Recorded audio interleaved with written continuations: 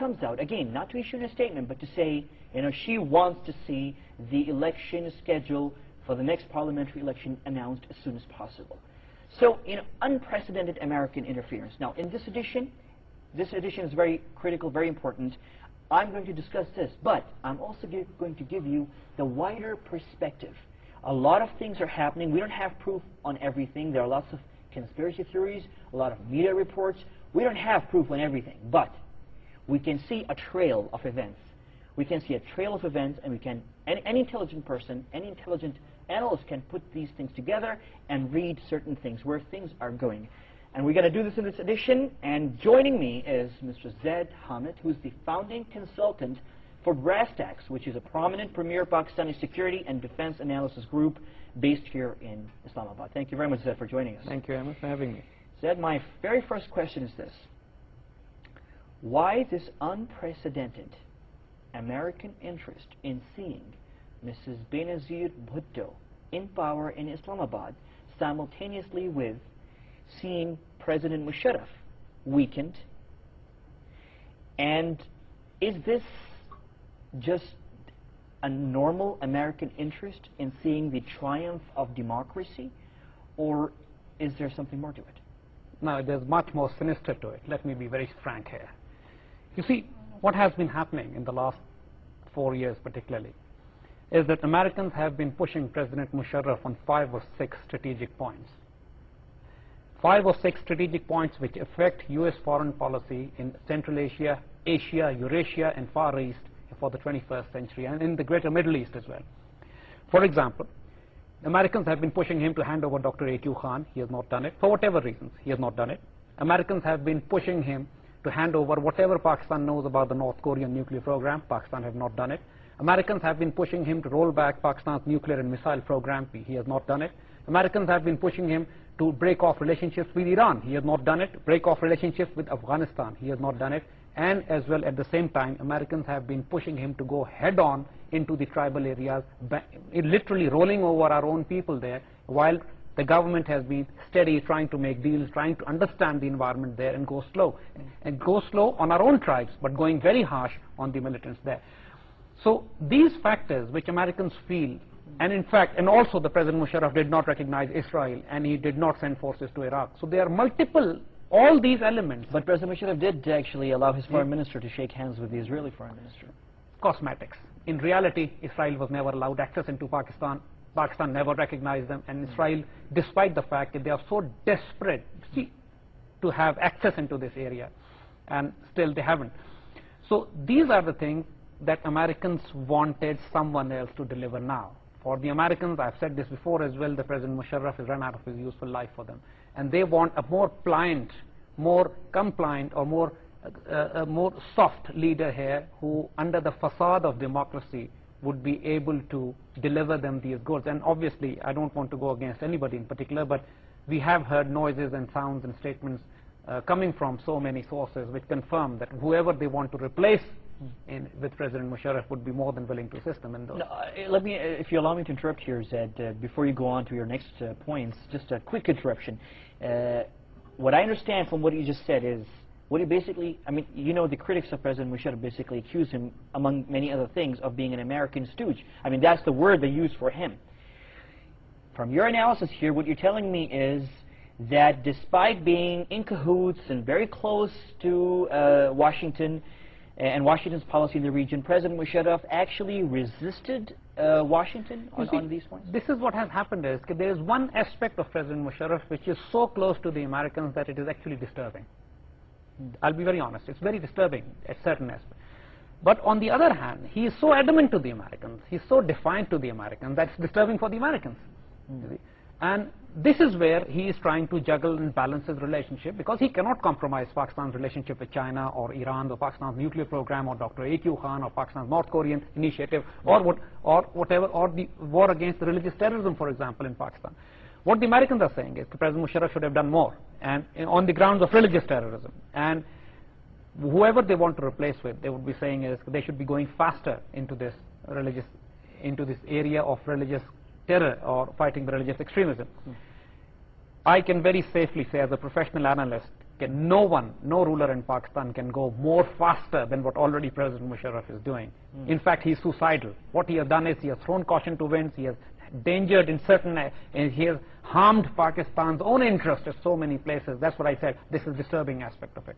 In fact, he should slow down, very slow down. He should reevaluate the whole strategy, take the national parliament into confidence, take the nation into confidence, take the religious clergy, media, think tank, society, civil society on board instead of taking independent decisions now on this aspect. But there are some analysts who are saying that with the imposition of emergency, basically I wouldn't say he's doing exactly what you just mentioned, but he has actually, I don't know, thrown cold water maybe on Washington's plans, the things that they were going, I mean, the direction. This is exactly what he has done, you see, because basically their worst nightmare for the Americans is to delay of elections, if these elections are postponed, because if the elections are postponed, then their candidate would not be coming in here. So this is obviously, and once President Musharraf gives them the assurance that elections will be held on time, all the fuss you're hearing about emergency would simply cool off.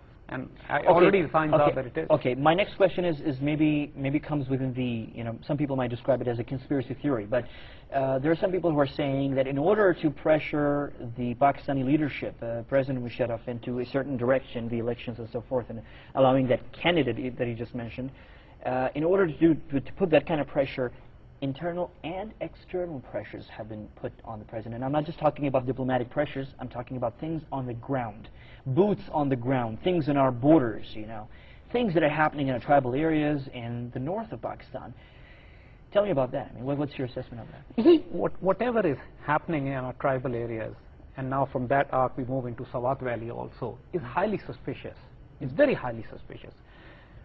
Starting up from Balochistan, when we talk of the insurgency of the Balochistan Liberation Army, we know for sure, it's on record, absolutely without any doubt, that they are based in Afghanistan, in Kabul. Their operations are taking place from that area. All the world have declared BLA as a terrorist outfit except the Americans. The so-called Balochistan Liberation Army. They are protecting them. Why? This is one signal. Second thing is, Afghanistan has become such a haywire free country. There's absolutely every intelligence agency in the world, particularly Mossad, particularly Khat, particularly RAW, particularly CIA, MI6, and they can operate with impunity. And absolutely there's no check on what is happening in Afghanistan now. But it's supposed to be under American control, Afghanistan. See, Iraq is also supposed to be under American control. But what is happening? See, there are two countries that invaded by, post 9/11 invaded by the Americans. I'll give you the example of Iraq first. Iraq is under the American control. Turkey is the American ally. But the American policies in Iraq have created a state in which the dismemberment of Turkey is threatened. And the Kurdish state is being created, and Turks took it such an offense at that. They actually threatened to launch military operations inside northern Iraq in Kurdistan.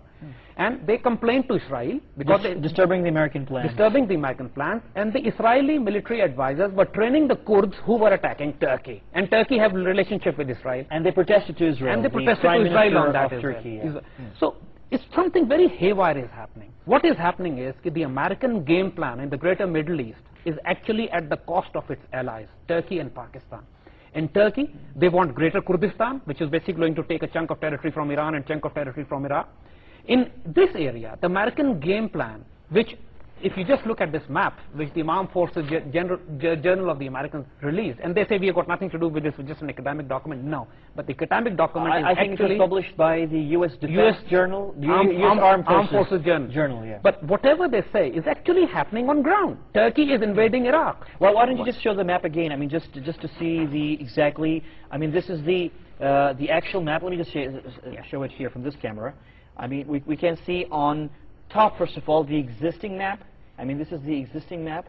And if you go down, you see the after, the before and after. The after one shows, of course, the same map with changed boundaries, the same countries with different boundaries. And this was published by the U.S. Armed Forces Journal, which is the magazine published by the U.S. Army and by some American analysts, of course. Yeah, go ahead. So, and in this region, where of course our western regions are shown to be part of Iran and Pakistan's western regions on the Indus line, two changes have been shown in the Pakistani map. One is the Greater Balochistan. Balochistan is an autonomous state. Second, the entire west side of Indus joining up with Afghanistan. And this is what we call is the creation of Pashtunistan. See what has been, and interestingly, for the first time, even American papers like Newsweek have been talking about creation of Pashtunistan. Now, wait. This is very amazing because, in the middle of the emergency position, everybody thought that, that all the media was focusing on the emergency, and suddenly this magazine comes out with, a report saying that everything that is happening in Pakistan's tribal areas basically is leading to Pashtunistan. The viewers can see a page glimpse of the article itself. You see, this is very stunning for the analysts who are based in Pakistan and observing these developments, because for the last 60 years, we have heard of sub-nationalist movements in Pakistan who are secular-based. Like we have talked of Sindhu Desh, we have heard of Jinnapur, we have heard of Baluchistan, independent Baluchistan, we have heard of Pashtunistan. And Pashtun sub-nationalists who have been striving to cut exactly on the same lines, they have been talking of cutting Pakistan west of Indus line, joining it into Afghanistan, into autonomous regions of Pashtunistan, have been backed by Soviet Russia. But now, we found the same Pashtun sub-nationalist elements, just like Balochistan sub-nationalist elements, joining hands with the Americans. It's in a stunning move where American press is also for the first time in the last 60 years talking of Pashtunistan. So what's going on here? Is it exactly the same scenario that, or at the cost of Turkey, they are creating a greater Kurdistan, and here at the cost of Pakistan, they're trying to create a greater Pashtunistan? There is some kind of sinister nonsense going on. But in our case, Zed, the leadership of this so-called BLA, this terrorist outfit, you're accusing the Americans, but I see them really residing in Kabul. And it's Karzai, and it's the Northern Alliance, and it's maybe the Indians, I don't know. See, the Kurdish are also living under the American occupation. They are being protected, patronized, trained, given money, equipment, supplies, and Israelis as well. And there are confirmed reports of Israeli presence in Afghanistan as well. And another thing, the religious radicals in Pakistan, this is a very important point that I need to make here. The religious radicals of extremists of all kinds in Pakistan Pakistan have been facing them. There's one common factor amongst them all. They have never been against the federation and state of Pakistan. And they were never separatists. They were never sub-nationalists. They were never somebody who wanted to dismember Pakistan. In fact, Pakistan was created on the ideology of Islam. So they support that. And they support that. And what the demand was implementation of Sharia laws within the geographic boundaries of Pakistan. Nobody ever said dismember Pakistan. But now, what do you This is for the first time in two places we are seeing this thing development. One is Baitullah Masood, he's doing it in Waziristan. And other is Mullah Fadlullah, he's doing it in Sawat. Just 2 days ago in Sawat, areas under his control, he burned down Pakistani flag, he raised his own flags, and he declared himself as the leader, Amirul Mu'mineen of the tribal area, of those regions. Basically, a complete declaration of independence. Now, this is stunning. Similarly, Baitullah Masood. Now, Baitullah Masood again is an extremely suspect character. Our sources really confirm to us that Taliban are also suspicious of him because he's not under the Taliban influence anymore. Afghan Taliban have never declared, Mullah Omar have never declared war on Pakistani state. He still understands the difference between government policies and the state of Pakistan. He makes a distinction between the two. Where this line has been crossed, in South Waziristan particularly, is that Baitullah Masood is using satellite telephones. He's using high technology communication equipment. It should be a 5-minute job for the Americans to track where the man lives, where he exists. And they're our friends. They can give us that information. They're supposed to be our friends, and they're supposed to give us the intel on that. But when they're protecting the BLA separatists in Kabul, there's a very strong suspicion, as an analyst that I have, that they are protecting Baitullah Masood for certain sinister reasons. Okay. Well, before you continue, we have a quick commercial break. Let's go for that break, and we'll be back. We'll join you after this.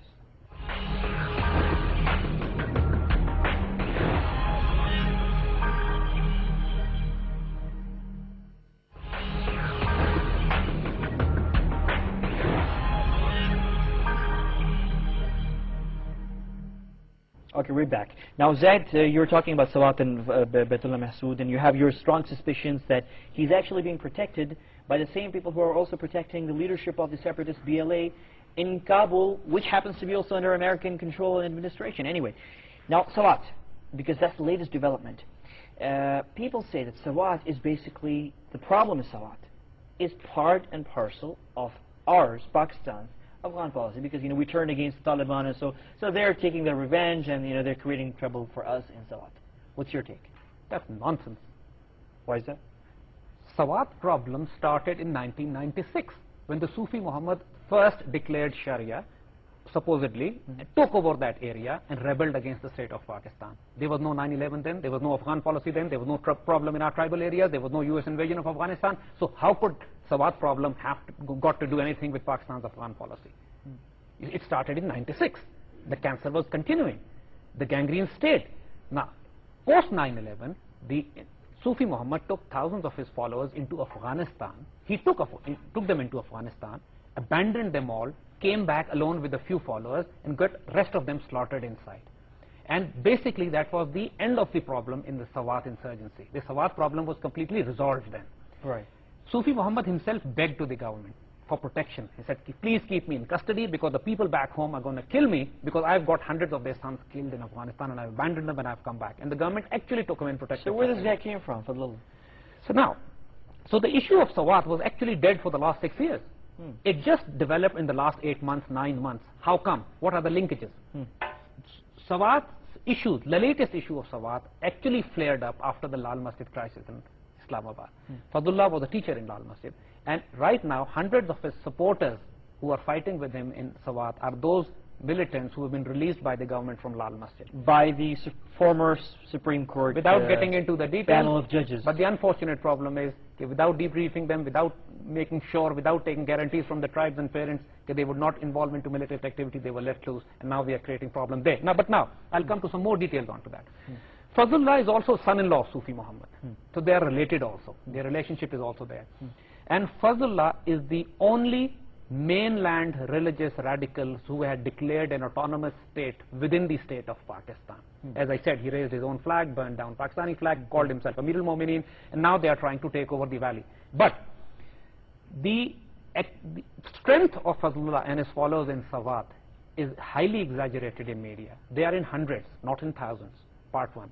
Part two, Sawat is a closed valley. From Pakistan, the territory of Pakistan is all around it.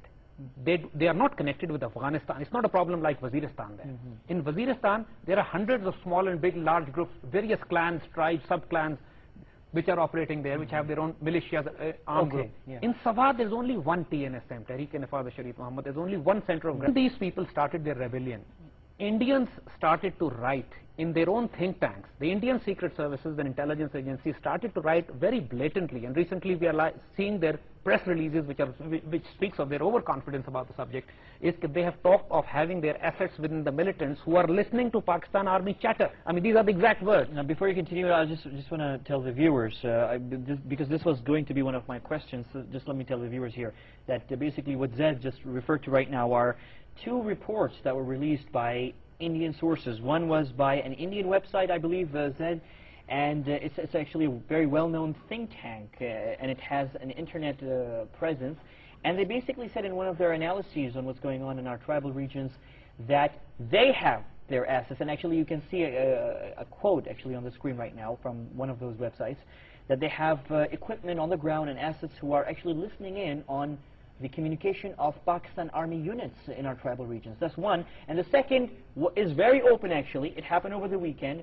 The Directorate of Military Operations in the Indian Army itself released information that, according to their sources on the ground inside Pakistan, tested sources and credible sources, Pakistani Army has moved some of the soldiers from the LOC with India to our tribal areas, a thing that Pakistan has denied. So the Indians are basically saying, as you just mentioned, Zed, you can continue with that they're listening to us. So what happens is all the signs that we are getting, the religious groups never declare war against Pakistan, Fazlullah has. Religious groups do not want to dismember Pakistan, he has. They don't burn down Pakistani flag and declare themselves Amir al-Mu'mineen, he has. They also have equipment which is military specifications, which Pakistan Army does not have. So where did he get that from? They're not available in open market. How do you know about this? You see, because they are using communication equipment which Pakistan Army can't hear. And they are listening to Pakistan Army's communication. So they definitely have equipment which is much more sophisticated than we have.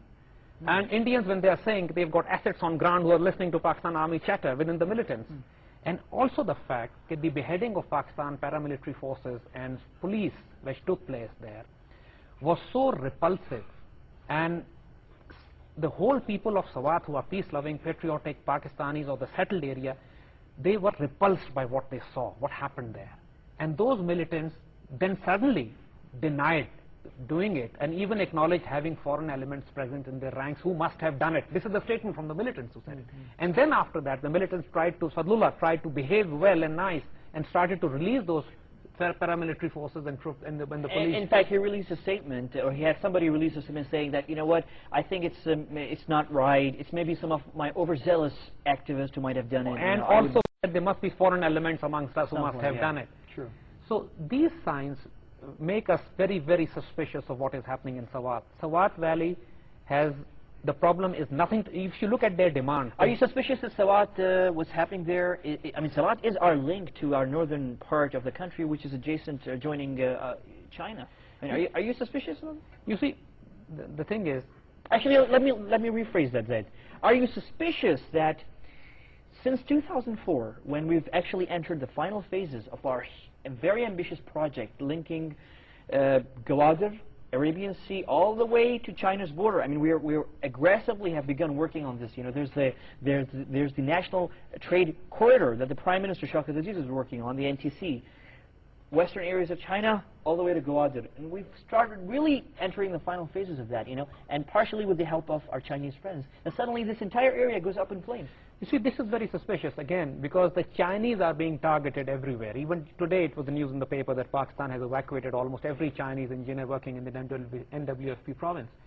Religious groups do not target Chinese. The Chinese are being targeted in Pakistan in those areas which are either controlled by BLA or by Baitullah Masood or by Fadlullah, threatened in the areas controlled by Fadlullah, or in even in northern Afghanistan, Kunduz, the area controlled by Northern Alliance. So everywhere where we find signatures of people being in anti-Pakistan bloc, they are trying to create a rift between Pakistan and China. This is a very serious matter for Pakistan's relationship with China, and this is something that Pakistan cannot take lightly. Okay, Zaid, we're almost out of time. Let this be my last question, but it's a wholesome question actually. But we are limited time now. What is the? I mean, you've just explained it all. We have the picture now, the wider perspective. What is the American role in all of this? And you know, we'll try to do it within the time. American role, as I said, is, to put it simply, is strange. To put it bluntly, is sinister. You see, because what they are doing is they are trying to expand their agenda in in Central Asia and Greater Middle East at our cost, exactly as they're doing at the cost of Turkey. I mean, see, after all, Turkey is offended by the U.S. policies in Iraq. I like the way they responded, actually. and Americans, whatever their agenda in Central Asia is, which is against Iran, which is against Central Asia, which is against China, but for reasons best known to them, if they want to extend Afghanistan to our Indus border and talk about creation of Pashtunistan, then what they are doing is a hostile act of war against Pakistan. That's not something. And again, I remember here the statement by the former president of Pakistan, Ayub Khan. He says, to being enemy of United States is dangerous, but to be their friends is fatal. Okay, so I guess this is something that we Pakistanis should now reconsider. Be careful about it. And I hope, of course, I'm sure that people concerned are watching. And there you go. I mean, this gives you the answer to, you know, the $10 billion that the American media keeps repeating, you know, that they've given us over the past 5 years.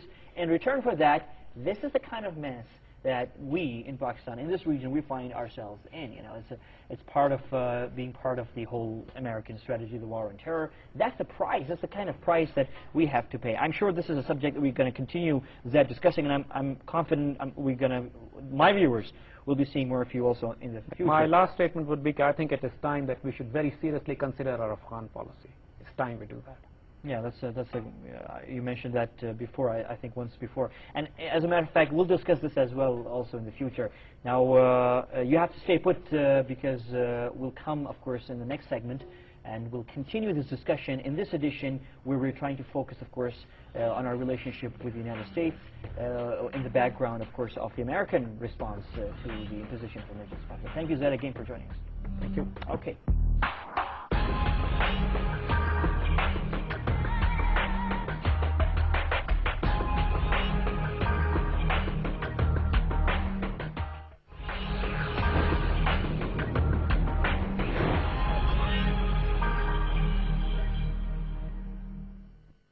Okay, in the first segment, we talked very openly about how the Pakistanis and the Americans have been good friends for quite a long time. We know them, they know us, we know each other's weaknesses and strengths. And we've had ups and downs in this relationship. But now, recently, of course, we've been hearing a lot, the U.S. media in particular, harping on the point that, You know, with the $10 billion they paid us, somehow in the past 5 years, somehow they've bought us.